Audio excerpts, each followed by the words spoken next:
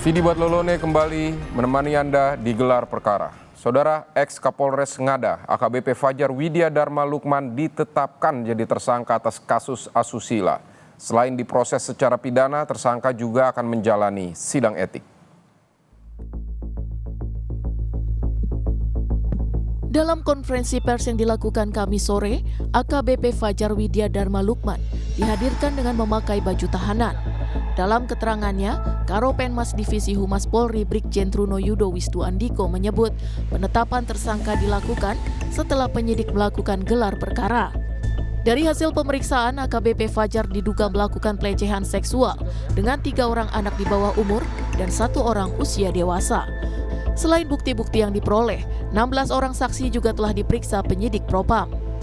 Polri dalam hal ini telah melakukan tindakan tegas terhadap FWLS ex-Kapolres Ngada melalui proses kode etik dan bersamaan atau simultan dengan tindak pidananya.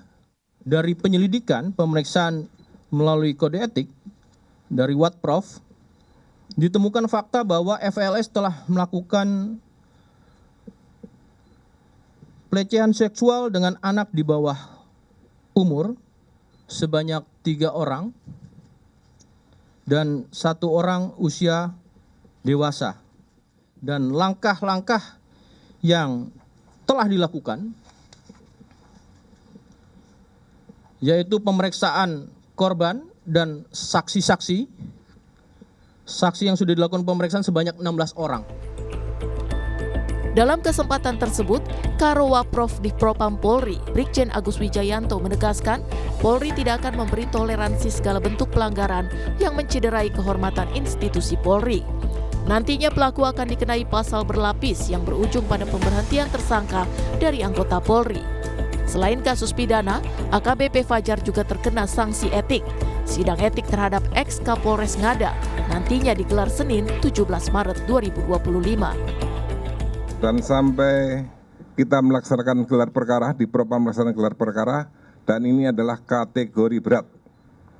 Sehingga pasal yang disampaikan Pak Karopenmas tadi adalah pasal yang berlapis dengan kategori berat, dan kita juntokan PP 1/2003 tentang pemberhentian anggota Polri. Selanjutnya, di Propam Polri akan melaksanakan sidang kode etik terhadap terduga pelanggar direncanakan hari Senin tanggal 17 Maret 2025.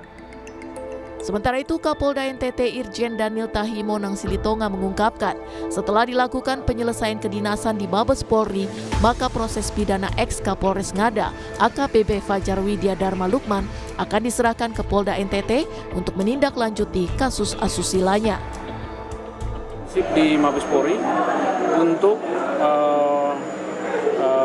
kode etik, ya, bagaimana masa depan dan rencana penghukuman secara kedinasan di Mabes Polri.